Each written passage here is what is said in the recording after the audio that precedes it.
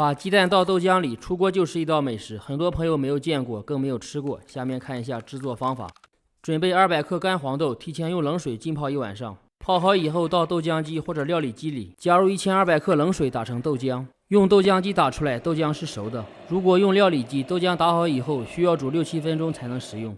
豆浆打好以后，过滤掉豆渣，稍微放凉，再把鸡蛋倒进去。切记让豆浆降一下温，只要不烫手就可以。豆浆温度太高，这道菜就失败了。搅匀以后，把没有打散的鸡蛋过滤一下，这样成品更细腻。如果表面有浮沫，记得要撇干净。水开以后放蒸笼，中火蒸8分钟，注意火候和时间，蒸的时间长了就老了。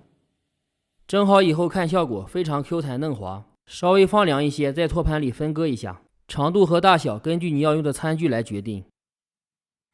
切好以后放一旁备用。锅里油温6成热，下锅炸一下，这样才能让它定型，不容易碎。炸定型以后，再转中小火炸1分钟左右。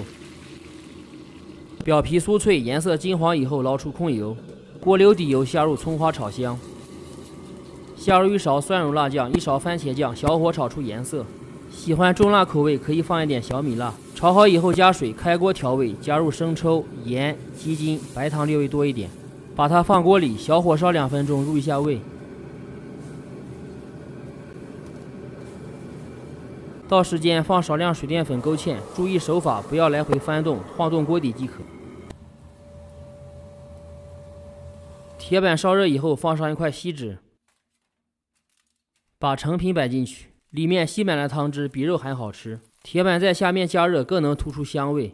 在酒店也可以作为一道毛利非常高的菜。都说评论区出人才，还没有一个合适的名字，大家帮忙想一个吧。虽然暂时没有名字，但是味道非常不错，喜欢的朋友可以点赞收藏起来试一下，要不刷着刷着就找不到了。主页还有更多美食视频，我们下期见。